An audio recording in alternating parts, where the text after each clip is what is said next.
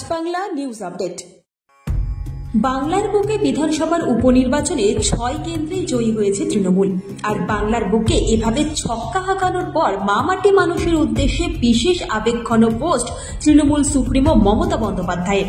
নিজের সমাজ মাধ্যমের পাতায় করা এই পোস্টে নেত্রী লিখেছেন, আমার অন্তরের অন্তঃস্থল থেকে মা মাটি মানুষকে জানায় প্রণাম, জোহার ও সালাম। আপনাদের এই আশীর্বাদ আমাদের আগামীর চলার পথে আরো সক্রিয়ভাবে মানুষের কাজ করার উৎসাহ দেবে। মানুষই আমাদের ভরসা। আমরা সবাই সাধারণ মানুষ, এটাই আমাদের পরিচয়। আমরা জমিদার নই, মানুষদের পাহারাদার। আপনাদের আশীষ আজীবন হৃদয় স্পর্শ করে থাকবে। জয় বাংলা। এভাবে এই ভাষাতেই এদিন বাংলার মা মাটি মানুষের প্রতি নিজের ভালোবাসা ব্যক্ত করেন বাংলার মুখ্যমন্ত্রী তথা তৃণমূল কংগ্রেসের সর্বময় নেত্রী মমতা বন্দ্যোপাধ্যায়। রাজ্যের বুকে এবারের এই উপনির্বাচনে দেখার বিষয় ছিল একটাই, চূড়ান্ত ফলাফল কি দাঁড়াচ্ছে। আগের বারের মতোই 5-1 নাকি 6-0।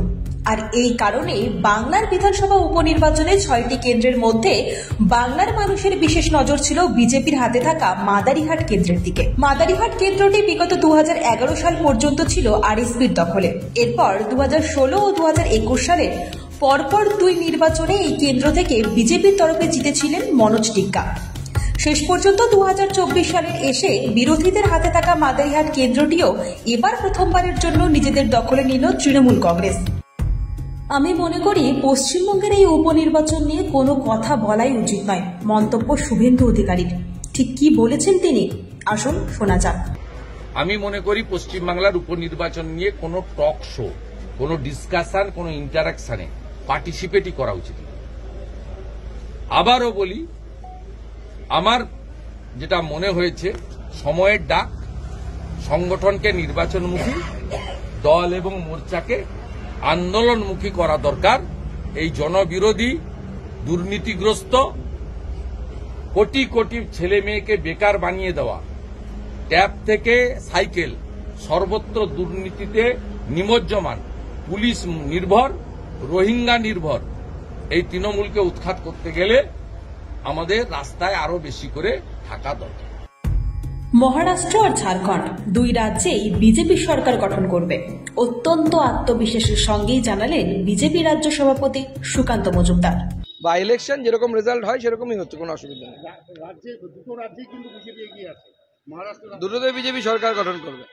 মহারাষ্ট্রে খুব আরামের সাথে করবে, ঝাড়খণ্ডে একটু এদিক ওদিক হতে পারে, কিন্তু সরকার বিজেপিরই হবে। ব্যতিক্রম পশ্চিমবঙ্গ কেন? ব্যতিক্রম না, বা ইলেকশন বলে এরকম হচ্ছে। 26-এ পশ্চিমবঙ্গে বিজেপি সরকার। আবারও প্রমাণিত হলো বাংলার মানুষ আছেন মমতা ব্যানার্জির সরকারের পাশে। 6টি বিধানসভার উপনির্বাচনেই তাই তৃণমূলের জয় জয়কার। ফল প্রকাশের পর বিজয় উদযাপন করতে গিয়ে এমনটাই জানালেন পশ্চিমবঙ্গ সরকারের মন্ত্রী স্বপন দেবনাথ। জিন্দাবাদ, আপনার গলা ভেঙে বলুন, তৃণমূল কংগ্রেস জিন্দাবাদ, তৃণমূল কংগ্রেস জিন্দাবাদ, মমতা ব্যানার্জি জিন্দাবাদ, মমতা ব্যানার্জি জিন্দাবাদ, অভিষেক ব্যানার্জি জিন্দাবাদ, মমতা ব্যানার্জি জিন্দাবাদ। জয় বাংলা, জয় বাংলা, জয় বাংলা, জয় বাংলা, জয় বাংলা, জয় বাংলা, জয় বাংলা, জয় বাংলা। এবারের ভোটে দুধে জল নয়, জলে দুধ মিশিয়েছে তৃণমূল। ভোটের ফল প্রকাশের পর মন্তব্য সুজন চক্রবর্তীর। এটা ভুল ভাবা হবে, কিন্তু এটা ঠিক। রাজ্যকর আন্দোলন বুঝিয়ে দিয়েছে রাজ্যের মানুষের মনোভাবটা কি। সেই মনোভাবটা নির্বাচনে প্রতিফলিত হবে কিনা তো অনেক কিছুর উপর নির্ভর করে। ধরুন সিতাইতে 1,30,000 ভোটে জিতেছে তৃণমূল, 1,30,000। দিনাটাতে জিতেছিল 1,65,000, প্রায় কাছাকাছি গিয়ে হাজির হলো। এই হারোয়াতে বোধহয় 1,60,000 না কি একটা ভোটে জিতেছে। এগুলোকে যদি ভোট হিসেব করেন, ভালো, তৃণমূল দারুণ জিতছে। কিন্তু এগুলো যে ভোট নয়, জল এবং জলের মধ্যে দুধ, দুধের মধ্যে জল না, এটা না বোঝার কোনো কারণ নেই। সর্বত্র আপনি তাই দেখতে পাচ্ছেন। মহারাষ্ট্রের নির্বাচনে এত খারাপ রেজাল্ট আমরা আশা করিনি, কারণ লোকসভা নির্বাচনে মহারাষ্ট্রে আমাদের দারুণ রেজাল্ট হয়েছিল। মন্তব্য প্রাক্তন সাংসদ অধীর চৌধুরীর।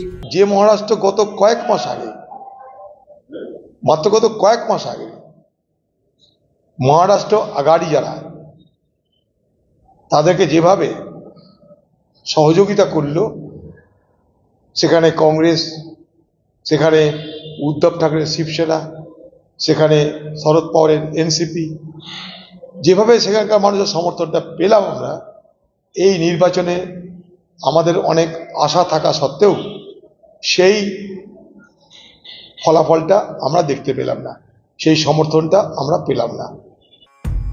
ঢাকুরিয়ার একটি বস্তিতে ফের আগুন লাগার ঘটনা প্রত্যক্ষ করল শহরবাসী। আগুনের পরিমাণ ও পরিস্থিতির গুরুত্ব বুঝে ঘটনাস্থলে পৌঁছে যায় দমকলের 7টি ইঞ্জিন। শেষ পর্যন্ত প্রায় ঘণ্টা খানেকের চেষ্টায় আগুন আয়ত্তে আসে, তবে ঠিক কী কারণে ওই আগুন লাগে সেটা এখনো স্পষ্ট নয়। দমকলের প্রাথমিক অনুমান, রান্নার উনুন থেকে এই আগুন লেগে থাকতে পারে। এই অগ্নিকাণ্ডের ঘটনায় হতাহতের কোনো খবর নেই। মাতৃহারা ঋতুপর্ণা গত 15 দিন ধরে ভেন্টিলেশনে ছিলেন অভিনেত্রী মা নন্দিতা সেনগুপ্ত। দীর্ঘদিন ধরে ভুগছিলেন কিডনির সমস্যায়। শহরের বেসরকারি হাসপাতালে ডক্টর অনির্বাণ নিয়োগীর তত্ত্বাবধানে চিকিৎসাধীন ছিলেন অভিনেত্রীর মা। শনিবার দুপুর 3টে নাগাদ শেষ নিঃশ্বাস ত্যাগ করেন তিনি। বয়স হয়েছিল 77 বছর। এই প্রসঙ্গে ঋতুপর্ণা সেনগুপ্ত কয়েকদিন আগে বলেছিলেন, ভেন্টিলেশন শব্দটি শুনলেই ভয় পেয়ে যান তিনি। তবে নিজের ইতিবাচক ভাবনা ধরে রাখার চেষ্টা করেছিলেন অভিনেত্রী। তার মা নন্দিতা সেনগুপ্ত ছিলেন এক লড়াকু মানুষ। এই যুদ্ধেও নিশ্চয়ই জয়ী হয়ে ফিরবেন তিনি। কিন্তু এই যাত্রায় আর আশা পূরণ হলো না এই টলিউড অভিনেত্রী। শেষ পর্যন্ত 77 বছর বয়সে পৌঁছে জীবন যুদ্ধের লড়াই থেমে গেল নন্দিতা দেবীর। মায়ের প্রয়াণে ভেঙে পড়েছেন অভিনেত্রী ঋতুপর্ণা সেনগুপ্ত। শীতের শুরুতেই সাদা চাদরে মুড়ল সান্দাকফু। শুক্রবার সকাল থেকেই শুরু হয় তুষারপাত। সকাল থেকেই কুয়াশায় মোড়া আকাশ। বেলা বাড়লেও আবহাওয়ার উন্নতি হয়নি, বরং তুষারপাত আরো বেড়েছে। এটাই মরশুমের প্রথম তুষারপাত। এই মুহূর্তে প্রায় সারা রাজ্য জুড়েই শীতের আমেজ ছড়িয়ে পড়েছে। ভালো মতোই বইছে উত্তরে হাওয়া। পশ্চিমে প্রায় সব জেলাতেই 15 ডিগ্রির নিচে নেমে গিয়েছে পারদ। উত্তরের জেলাগুলিতেও হু হু করে নামছে তাপমাত্রা। সকালের দিকে কুয়াশার চাদর থাকছে দার্জিলিং এ। স্বাভাবিকভাবেই পর্যটনের মরশুমে এই তুষারপাতে অত্যন্ত খুশি হোটেল ব্যবসায়ীরা। এই তুষারপাতের কারণে স্বাভাবিকভাবেই সান্দাকফুতে বাড়বে পর্যটকের সংখ্যা, এমনটাই মনে করছেন পর্যটনের সঙ্গে যুক্ত সবাই। আজ বাংলা নিউজ আপডেট আজ এই পর্যন্তই। প্রতিটি খবরে দ্রুত আপডেট পেতে এখনই ফলো করে রাখুন আমাদের ফেসবুক পেজ, সাবস্ক্রাইব করুন আমাদের ইউটিউব চ্যানেল। এতক্ষণ আমাদের সঙ্গে থাকার জন্য আপনাকে জানাই আন্তরিক ধন্যবাদ।